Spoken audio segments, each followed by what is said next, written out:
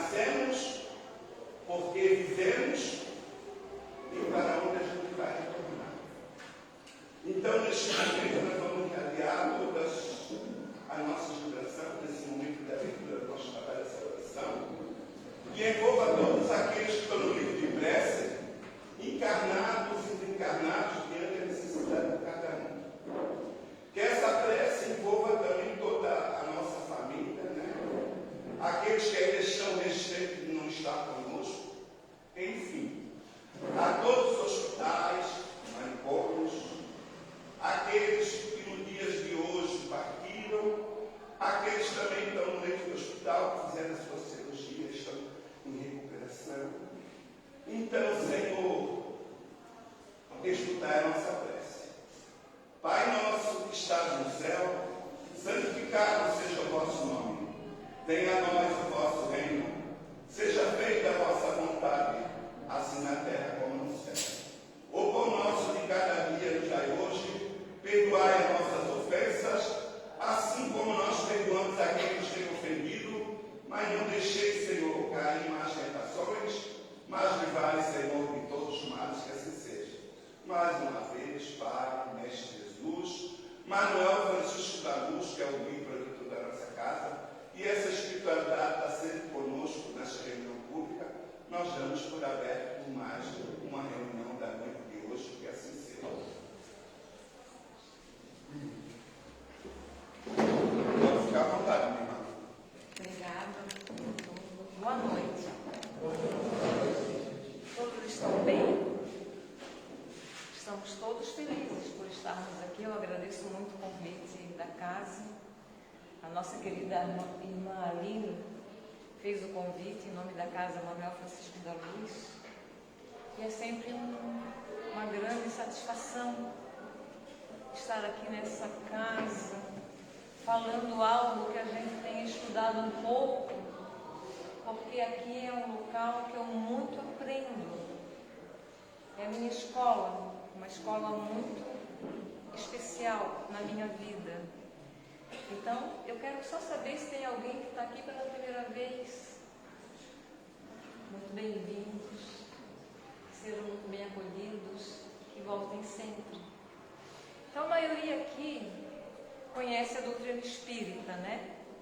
Essa doutrina confortadora, essa doutrina que vem tirar um véu sobre a nossa ignorância, porque a gente sabia, a gente sempre aprendeu algumas coisas sobre o espírito, que nós somos seres também espirituais, mas o nosso nível de compreensão, há um tempo atrás, ele se limitava a saber que a nossa alma era imortal, não era assim? E essa imortalidade, ela tinha dois destinos, ou o céu ou o inferno. E só saber que a alma é imortal não nos trazia conforto, porque é muito bom saber que a gente é imortal. Mas e a nossa sentença depois da morte? Essa imortalidade iria nos levar para qual local desse universo de Deus? Para o céu ou para o inferno? Então esse conhecimento, por si só, também começou a não nos consolar tanto. A gente sabia que a gente ia encontrar os nossos entes amados, aqueles entes que já partiram antes da gente. Mas em que determinado local que eles iriam estar? E isso nos provocava uma aflição muito grande. Então a doutrina espírita, ela veio tirar um véu sobre os túmulos. E ela veio modificar o nosso conceito de imortalidade, de vida eterna, de felicidade, de busca de perfeição. Ela veio nos mostrar algo que até então a gente não sabia. Eu gosto sempre de contar umas histórias, e talvez eu já tenha contado essa história aqui. mas eu trago uma história que ele é de um psiquiatra brasileiro. Ele é psiquiatra e ele é espírita. Ele trouxe uma vez, numa palestra pelo YouTube, uma história, que era a história de uma mãe muito amorosa, e que ela tinha um filho, que ela deu todo o carinho e todo o direcionamento, mas apesar da mãe ter dedicado ao filho todo o seu amor, ele se desviou do caminho, ele se tornou um traficante, e ele foi nesse envolvimento do tráfico que ele acabou falecendo, que ele acabou desencarnando. E daí essa mãe sofreu muito, mas ela era uma mulher de fé, então ela desencarnou também. E quando chegou lá, na espiritualidade, ela estava ansiosa para encontrar o seu filho. E dizia: me mostre, Senhor, onde está o meu filho? A única coisa que eu quero fazer é abraçá-lo. E daí, a pessoa que recebeu ela, o espírito que recebeu ela, falou: não vai dar não. Porque o seu filho não está aqui, você está no céu. E ele está no inferno. E ela falou: mas como assim? Como é que eu não posso chegar até ele? Essa é com a concepção antiga. Como que eu não posso chegar até ele? E o Espírito falou: não, você é uma pessoa muito boa, você não pode pisar no inferno. E ele foi um ser muito mau, ele não pode vir para o céu. E essa mãe não se conformou. E ela disse: já que eu não posso, já que o meu filho não pode vir até o céu, eu peço encarecidamente para eu viver no inferno junto com ele. Porque qual é o ser que vai ser feliz no céu, sabendo que o ente querido estaria lá no inferno, com a nossa concepção antiga? Então, veio o Espírito e falou: não, tem uma coisa melhor para você. Vocês dois voltarão novamente para a terra. E ele será novamente seu filho. Mas você terá que fazer o sacrifício de cuidar dele a vida inteira. Porque ele vai ser tetraplégico. Ele vai nascer numa cama e vai desencarnar numa cama.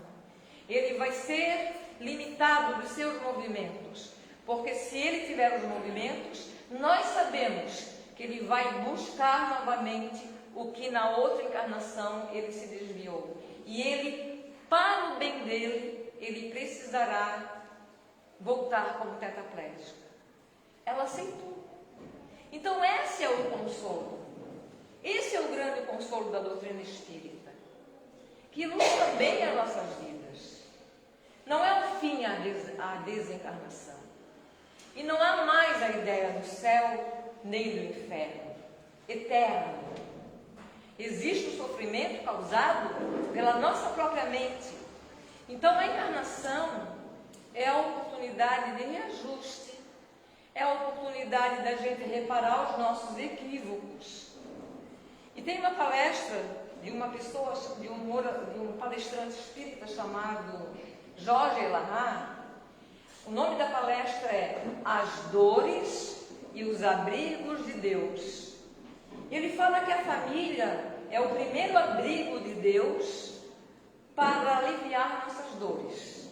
Que Deus sabe que não vai ser fácil. As nossas encarnações não serão fáceis. Mas Ele coloca, durante todo o nosso percurso reencarnatório, Ele coloca abrigos.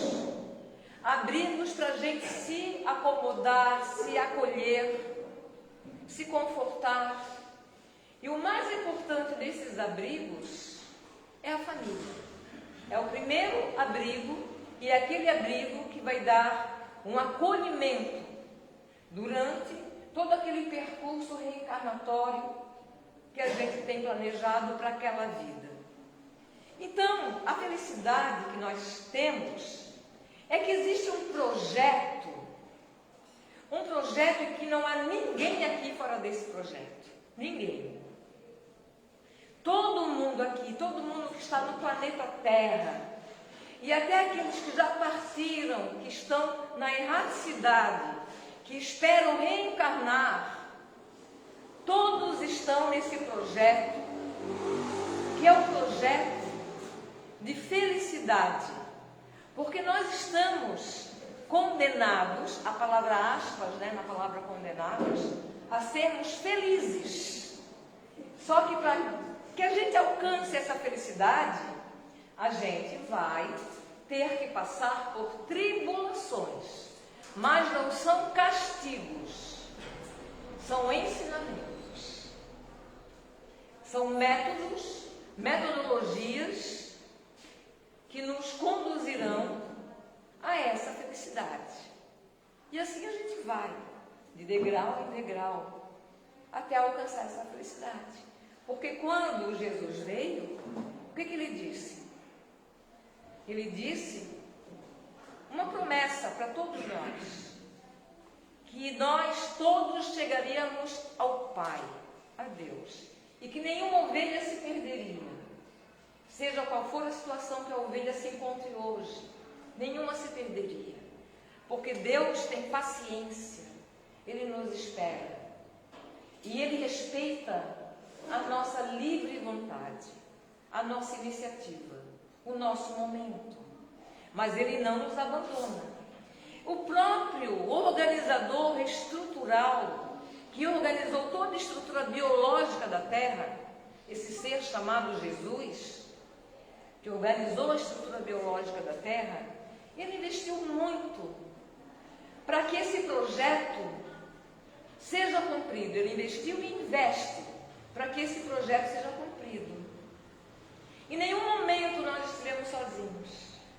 Nós podemos até nos sentir sozinhos e abandonados, mas nós não estamos.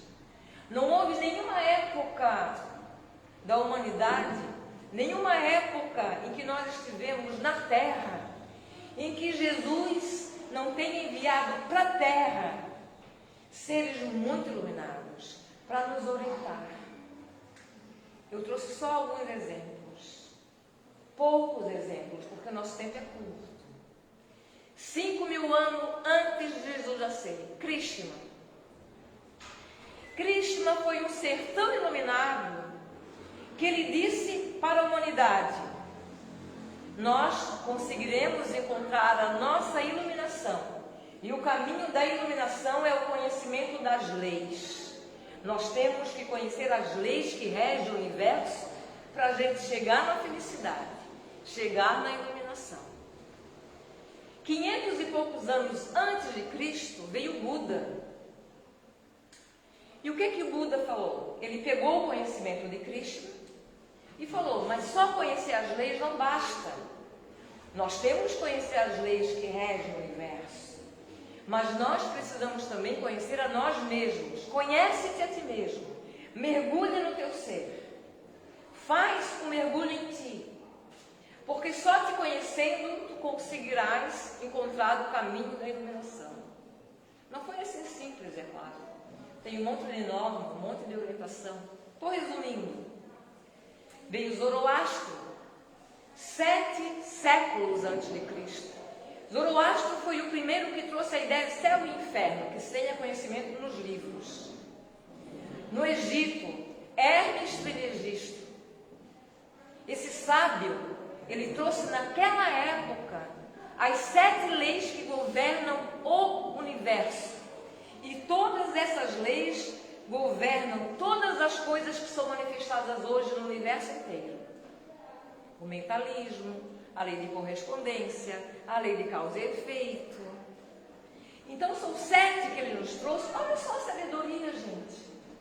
E o Hermes Trismegisto, ele viveu 2.500 anos antes de Cristo. Olhem a sabedoria, como Jesus investiu nesse projeto. Como Ele quis que nós conhecêssemos o caminho. Como Ele não nos abandonou. Os conhecimentos foram trazidos e são trazidos. Só que o tempo passa. Vieram vários filósofos, um deles foi Sócrates. Sócrates, ele defendeu que o homem deve se tornar virtuoso. E a pessoa que se torna virtuosa, ela não escolhe o caminho do mal, ela vai escolher o caminho do bem. Isso há séculos antes de Cristo. Mas nós estamos tão distraídos nesse mundo, apesar de todo esse direcionamento, todo esse investimento, nesse projeto que Jesus tem para nós colocamos um monte de penduricalhos na nossa cabeça. A gente enxerga um monte de bobagem. A gente coloca um monte de coisa supérflua que não faz sentido. E Jesus percebeu isso. E Jesus pensou nisso. Aí, tinha mandado Cristo, mandado Buda, Zoroastro, Hermes Trismegisto, Moisés, o legislador, mandou Sócrates, mandou tantos.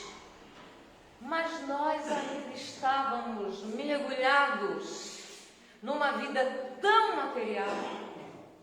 Aquela iluminação que Buda sugeria, aquela iluminação que Krishna sugeria, lá 5.000 anos antes dele reencarnar, de Cristo vir à Terra, a gente não fazia sentido para a nossa cabeça.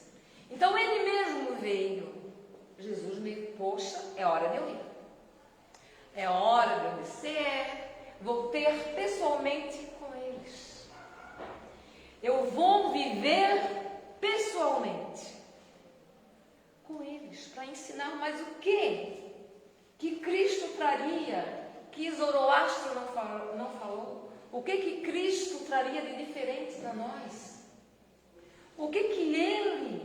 qual era a diferença que ele colocaria nas nossas vidas.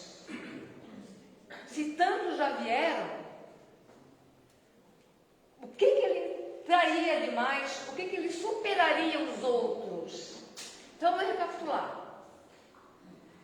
Krishna coloca o homem diante das leis. Vai estudar as leis do universo, hein? Se não estudar, não passa no teste. Krishna colocou o homem, o ser humano, diante das leis.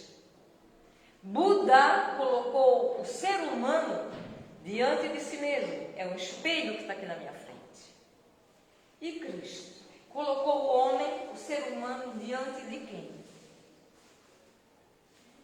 Jesus colocou o ser humano diante de outro ser humano. Porque ele não veio destruir lei. Ele não veio dizer que não importa, que estudar as leis não importa. Ele não veio dizer isso. Estudar as leis importa sim. Ele não veio dizer, olha, o autoconhecimento não vai levar a lugar nenhum. Não.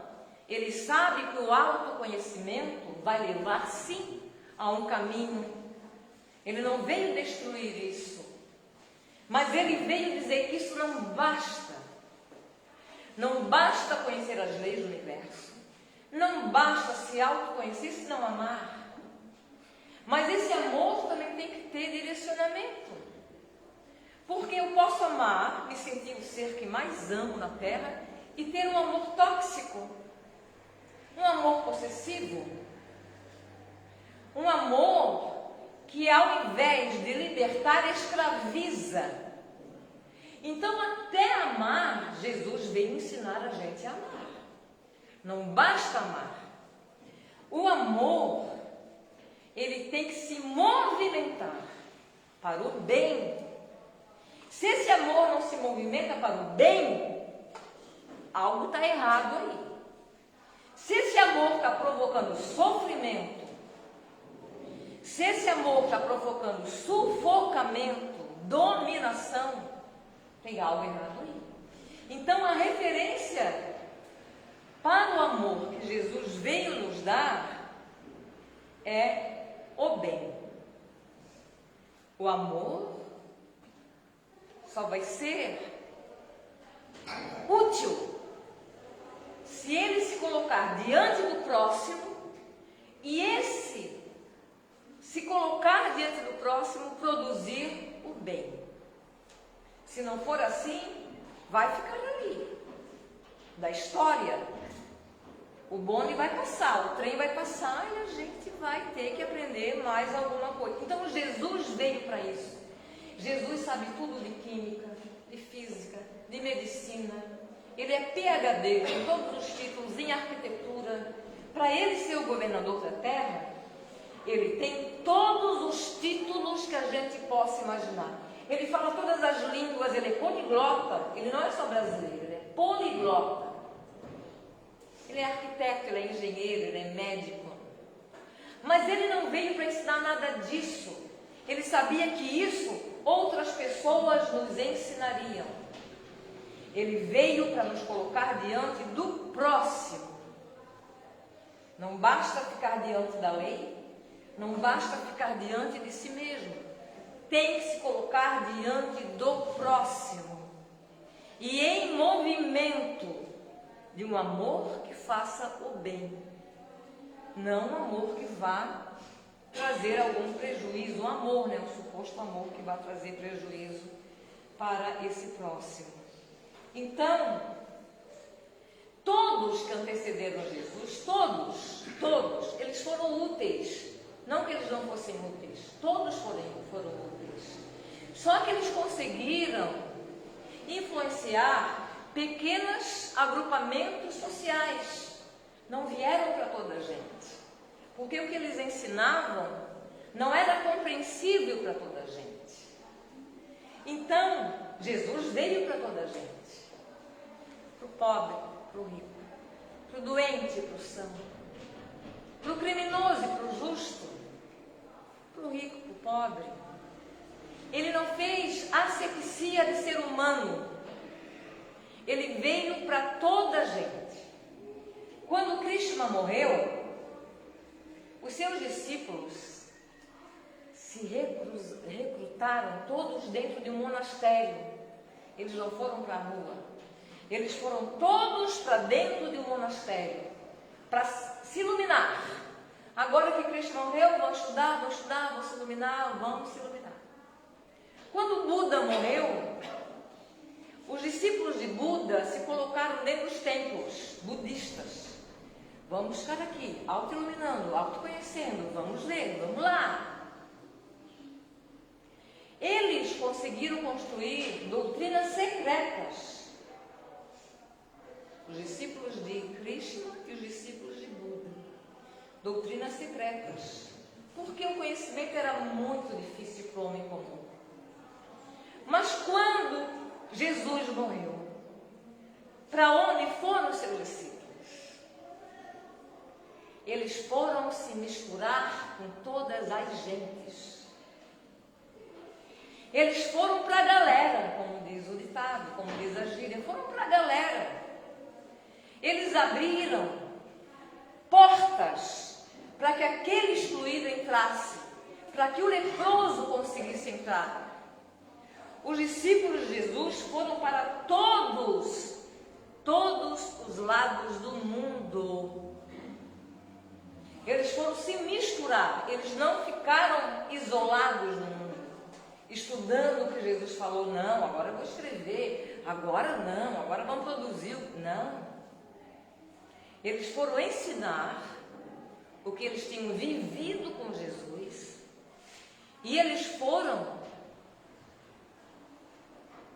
praticar o bem, fazendo as suas obras de fraternidade, de caridade, abrindo as portas para os doentes, para os abandonados, para aqueles que estavam à margem da sociedade. Foram ao Vale dos Imundos, que era assim que era falado, o local onde se colocavam as pessoas que tinham lepra. As pessoas que tinham lepra tinham um lugar certinho para elas ficarem. Lá no Vale dos Imundos. Não podia sair de lá. E eles foram se misturar. Essa é a diferença. E eles enfrentaram tiranias cruéis. Eles enfrentaram em 64 o primeiro tirano, Nero. E o que Nero fazia com os cristãos? Ele besuntava com piche, com óleo, não sei o material da época, pendurava num poste e botava fogo. Eles eram tochas humanas para iluminar o jardim de Éden. O que foi feito com os cristãos do primeiro século é inenarrável. O sofrimento que eles passaram para levar o que o Cristo tinha proposto: o amor, a caridade e o bem entre os homens, não só entre os judeus, entre os homens, não importa a nacionalidade, não importa o sexo, porque Jesus rompeu com aquele clube dos bolinhas. Rompeu com o clube dos bolinhas. Aqui não tem só homem não, aqui entra mulher também. Então, eles deram continuidade à proposta de Jesus. Eles não romperam com a proposta de Jesus. Não romperam. As duras penas, só lá pelo ano de 300, com o imperador Constantino, que ele deu liberdade religiosa, que eles tiveram um pouquinho de sossego. E depois, lá no ano de 408, quando veio outro imperador chamado Teodósio, é que a religião, virou a religião oficial. O cristianismo virou a religião oficial com Teodósio. Porque até lá foi só pancadaria. Arranca a pele, queima, bota para os leões, bota para as feras. Foi só pancadaria. Para que essa mensagem da Boa Nova chegasse no século XIX. Quando ele manda Allan Kardec. E aí, todas as manifestações, os fenômenos, os mais incríveis aconteciam. Mesa que suspendia, mesa que falava. Todos os tipos de fenômenos sobrenaturais naquela época, porque a gente não entendia, acontecia. Foi necessário assim? Foi necessário assim. Por que foi necessário assim? Para que tivéssemos acesso a esse conhecimento. Depois que virou espetáculo, depois que virou, novidade, é espetáculo, Allan Kardec, colocou uma seriedade no fenômeno. Então, ele falou, não, agora está na hora de falar sério. Espera aí, isso aqui não é um mero espetáculo, vamos falar sério. E hoje a gente tem todas essas obras aí, porque isso aí é fruto do investimento de Jesus na humanidade. É o projeto dele que está em andamento. E nós somos parte desse projeto. Só que nós não conhecemos bem o projeto e a gente também ainda não conhece bem o autor do projeto, que é Jesus. A gente não conhece bem esse autor ainda, o autor desse projeto. Então a gente tropeça, vai tropeçando, né? Vai levando a vida, às vezes, com muita distração, né? E o que que Jesus espera da gente? Que a gente faça o nosso melhor. Quanto mais a gente conhece, mais Ele espera que a gente faça. Porque é claro que um ser humano que não conhece, ele não vai esperar que aquele ser humano que não conhece faça. Mas aquele ser humano que já conhece, ele tem mais obrigação de não errar. Mas ele sabia também, né? Jesus não é ingênuo, ele sabe que nós temos sim uma dificuldade ainda, que o mundo nos oferece, muitas atrações, muitas ilusões, muitos prazeres. E que não é fácil trabalhar 8 horas por dia, 44 horas por semana, chegar em casa e ler o Evangelho. É fácil? Não é fácil. Então, ele também sabe dosar. E como ele é legal, né?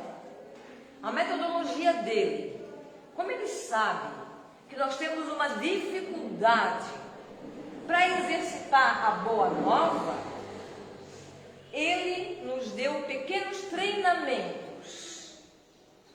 São os nossos treinos. Quais são os nossos treinos? Nossa família. Faz lá na tua família, tá bom.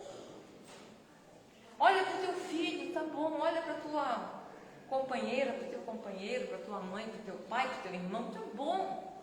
Trata eles bem, para 10.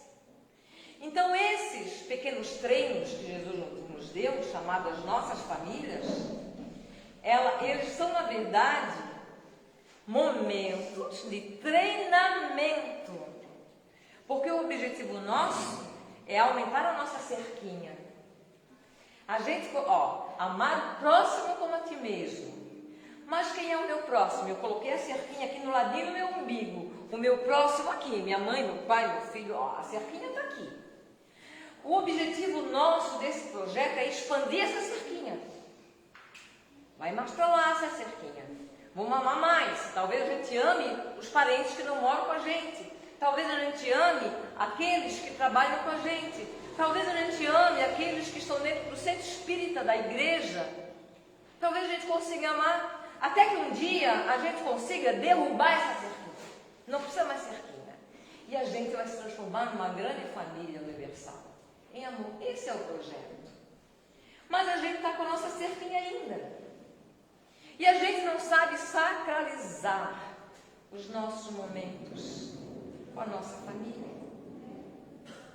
Por exemplo, tem um estudo que diz, de uns pesquisadores aí, que a gente torna hábito aquilo que a gente faz por 3 ou 4 meses. Por exemplo, se eu quero transformar um comportamento num hábito, eu tenho que fazer aquilo todo dia durante 3 meses, 90 dias, ou 4, 120 dias.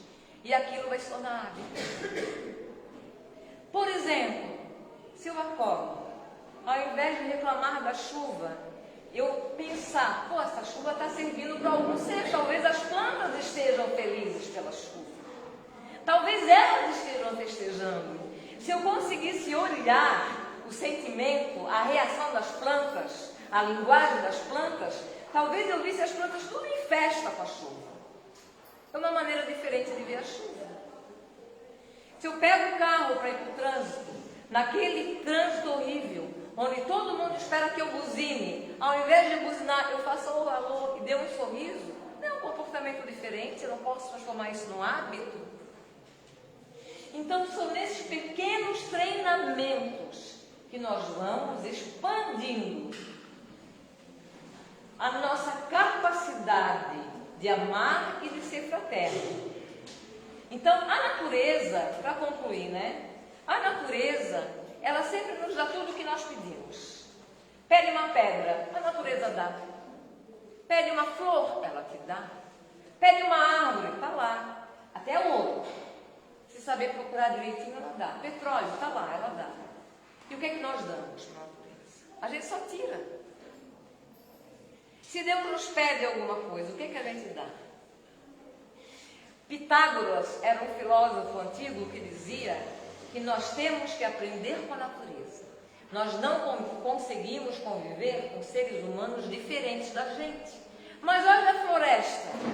A diversidade de espécies que tem dentro de uma floresta, todos convivendo em harmonia. É uma lição que nós temos que aprender. Às vezes, a gente torna a vida muito complicada. Muito complicada. E a vida é tão simples às vezes. Às vezes a felicidade está aqui no nosso lado. Porque se há uma coisa que a gente deixa para comemorar, a fraternidade, é quando chega Natal. Mas todos os dias existe algo de natalino. Em todos os dias tem algo de natalino. Em todos os dias. Às vezes, o que a gente precisa é tão simples e a gente quer complicar tanto. A gente tem que pensar um pouco nisso, sobre as nossas reações. Porque, querendo ou não, ninguém aqui vai ficar fora do projeto, não. Todo mundo aqui está no projeto que Jesus planejou para a humanidade. Agora, qual é o nosso papel nesse projeto? Como é bom alguém falar assim, graças a você, eu consegui fazer isso. Agora, como é ruim alguém nos falar, apesar de você. Então, a gente está sendo elemento de soma na vida das pessoas ou elemento de prejuízo na vida das pessoas? É uma coisa a se refletir. Eu vou só finalizar, está na hora, falando para vocês na época do 400 anos antes de Cristo, é para mostrar o que é simplicidade, como as pessoas sábias encaram a simplicidade. Aí, para trazer o exemplo de um sábio, eu vou contar a história de Diógenes. Ele foi um filósofo que viveu na Grécia 400 anos antes de Cristo. E o imperador era Alexandre o Grande, um grande imperador. Está em todos os livros de história esse imperador. E Diógenes morava na rua. E ele dormia dentro de um barril. Mas ele era tão sábio, ele dizia tantas coisas legais, que ele chamou a atenção do Alexandre o Grande. Então o Alexandre o Grande um dia saiu do palácio e foi lá nas ruas da Grécia tentar achar Diógenes. Foi lá procurar. Achou ele sentado numa calçada, pé no chão, simples. Aí ele chegou para Diógenes e falou assim: Diógenes, você é um grande sábio. Peço o que você quiser pedir, que eu te darei. E o Diógenes olhou para o imperador e falou: dá só um passinho para o lado, eu quero que dê só um passinho para o lado, porque estás tapando o meu sol. Olha a simplicidade. Às vezes, o que nos faz feliz é mais simples do que aquelas grandes ilusões que a gente acha que a gente tem que ter para ser. Então, essa é a reflexão de hoje. Desculpa passar uns minutinhos. Agradeço o convite, pedindo a Jesus que sempre nos ilumine, nos abençoe e nos torne cada dia melhores. Que assim